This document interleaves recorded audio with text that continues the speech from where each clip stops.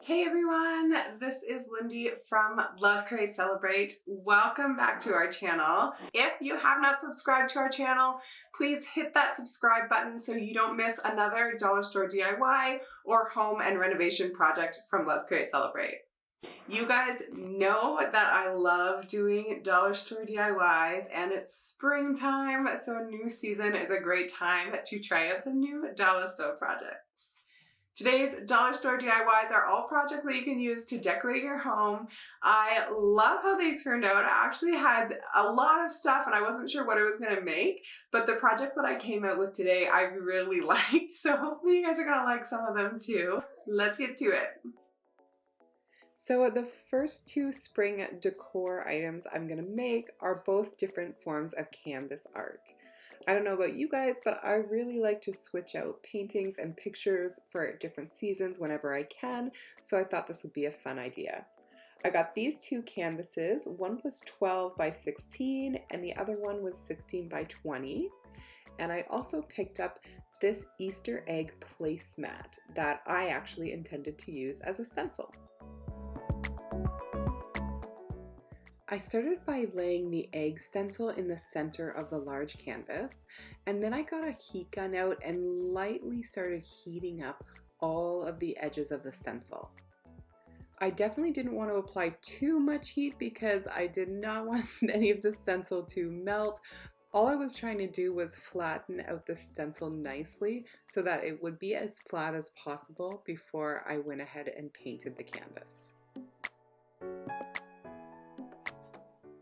I knew that no matter what I did, the paint would end up bleeding through a little bit, but I was just trying to flatten it as best I could. Next, I grabbed some flat black spray paint and started spray painting the entire canvas. When this was done, I let it dry and then I came back and did one more full coat of spray paint before removing the stencil. And I'll show you exactly what this stenciled art looks like in just a second, but first I'll show you how I DIY'd that other canvas. So for the next canvas, I started by pouring a little bit of paint into a paper plate that I had lying around. These green paints actually also came from the dollar store, although the black paint that I'm going to use was one that I had on hand already at home. So trust me when I say you do not have to be any kind of artist to do canvas art. This is a project I just thought it would be kind of fun to use a couple of spring colors on a canvas, and to me spring colors are those beautiful bright greens. You know I love my moody palette and my blacks, so I still did incorporate some dark black in this painting. What I wanted to do was just slowly blend the colors up, starting with the deep black and ending on the bright green. I'm just using a dollar store paintbrush for this. I started with the deep color and added the next green color in, slowly blending it with the black one as I go and allowing less and less black into the paint as I went up the canvas. And then I did the same thing with the green one, blending into that darker green and then using less and less of the darker color as I went up the canvas. I was going for something really abstract that would add just a punch of color to my decor this spring, and I'm really happy with how this turned out, especially considering it took less than 5 minutes. And here they both are on our shelves. I am really happy with how they both turned out. The egg stencil is actually my husband's favorite project of this whole spring collection. So he really liked that one, and I really love how they paired together nicely on the shelf. Okay, on to the next project. For this next project, I am going to use this little wooden box that I found at the dollar store, as well as this white paper that I found. I thought the pattern on the paper was very springy and floral. It's actually an adhesive shelf liner, but I thought it had a lot of potential to do some fun DIYs with. Once again, the first thing I did was bring it out to the shop and spray paint the entire inside of both the box and the lid. The box needed 2 coats of spray paint, and when it was done, I brought it inside to finish DIYing the outside. I took out that adhesive shelf liner and cut out a rectangle that was approximately the right size to wrap around the outside of the box. Then I took off the protective sheet and wrapped the box like it was just a big sticker that I was putting on the outside. When it came to the corners, I used scissors to cut a straight line and then wrapped the adhesive paper around the corners so that you wouldn't see any of the black coming through. Originally, I was going to actually wrap the lid as well and make a big floral box, but once I had the bottom wrapped, I decided I just wanted to paint the top instead, so I ended up painting the top of the lid black as well. Here's how the box looked when it was finished on our shelf. I love the floral pattern. I love that this is both pretty and functional and looks great for spring. The next DIY is my personal favorite of this collection. I found this scarf at the dollar store. It's actually pretty good quality and it had this beautiful sort of pastel-y blue color, which I thought would be really nice for spring. My plan is to turn this scarf into a pillow cover. I started by grabbing an old throw pillow that I wasn't using anymore, and then I placed the scarf on top, moving it around until I was happy with the pattern that was showing up on both sides of my pillow.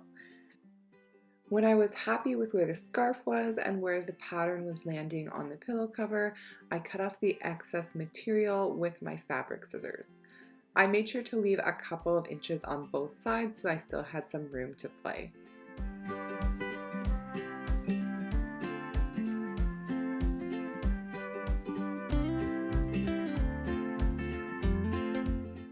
I decided to make my cover an inch longer than the actual throw pillow, so the throw pillow was around 14 inches long, and I overlapped the fabric by 15 inches, layered them, and got ready to attach them together.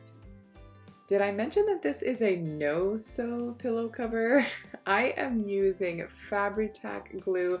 I will link this glue in the description below, but it is super strong.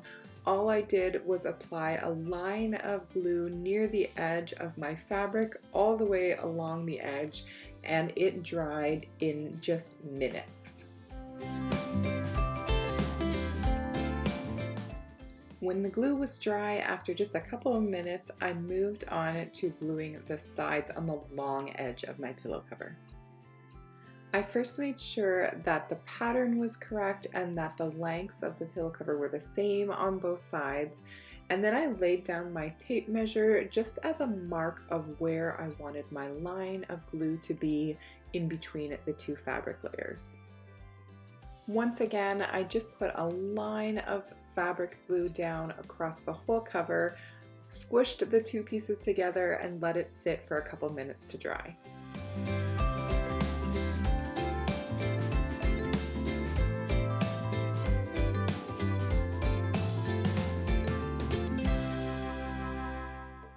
At this point, you can also cut any excess fabric that you have on the long side of your pillow as well. Before turning my pillow cover inside out, I wanted to check all of the seams and make sure I hadn't missed any spots with glue. If there was a spot where I missed the glue, I would just go in and glue that part again and let that dry before turning it inside out. The glue is actually holding so well. I was surprised after I did the first edge how well it held and how strong the glue actually is. So once the glue was dry, I reached in and pulled that pillow cover inside out so that the glued seams and the frayed edges were now on the inside of the pillow cover. And next, I gently pulled my pillow cover over top of the pillow, making sure to get the pillow all the way into the corners on the far end. I purposely left the little frayed edge of the scarf on the far end because I thought if you wanted to be able to pull the pillow in and out of the pillow cover, that would be the nicest way to have it open on one side. If you want to actually close your pillow cover like I'm going to do, here's the way that I did it. You can cut off any excess scarf material that you want. I ended up just folding mine in, making sure there was only a little bit of overlap on the edge of the pillow because I didn't want there to be too much wiggle room for the pillow to move around. Then I used the fabric glue, once again putting a line of glue along the edge of my pillow cover and holding it together for a minute or two until the glue was able to dry.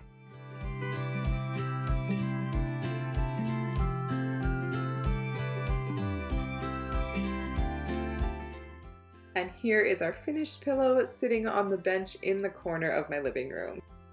I love the hint of blue. I think it's the perfect color to brighten up this room for spring. And I still can't believe that this pillow cover was made out of a scarf. The other thing I love about this pillow is that it's totally reversible.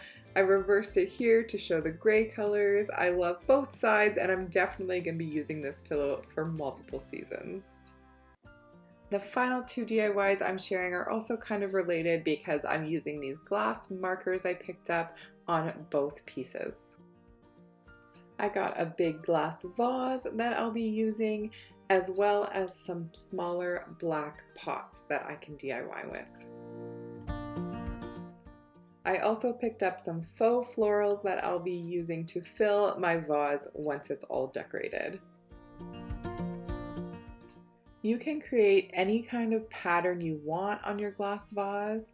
For ours, all I wanted to do was create some depth by putting a kind of ombre effect at the bottom of the glass using these markers. I started at the bottom with the black marker, literally just coloring up and down all the way around the side of the vase.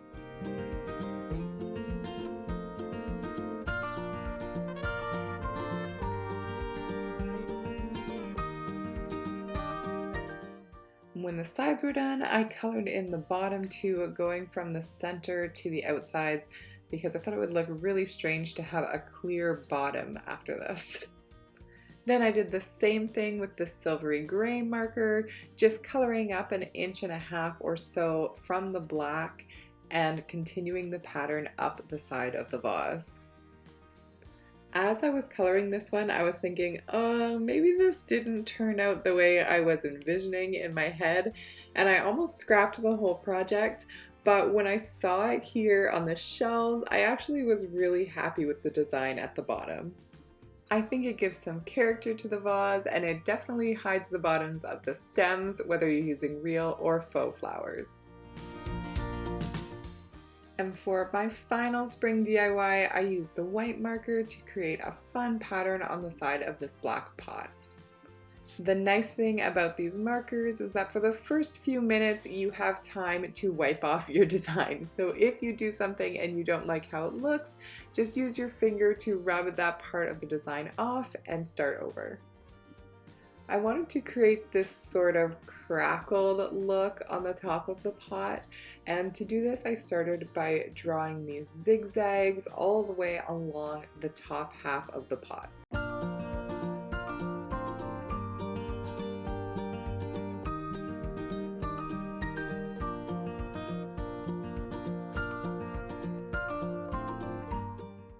When the zigzags were done, I just went between the lines haphazardly, putting straight lines in. There was no rhyme or reason or pattern to it. I just put the lines where I thought they would look good, and I actually loved how the pattern came out. I went for a pattern on this one, but obviously you could draw anything you want or write anything you want. You have total creative freedom with a DIY like this.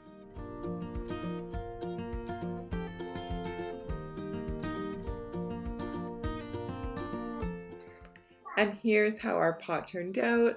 It looks great with those faux greens coming out of it, although I would love to put a real plant in, but I think it has lots of texture and character, and I'm really happy with the final design. I hope you liked those dollar store projects. If you did, please give this video a thumbs up and let me know in the comments below.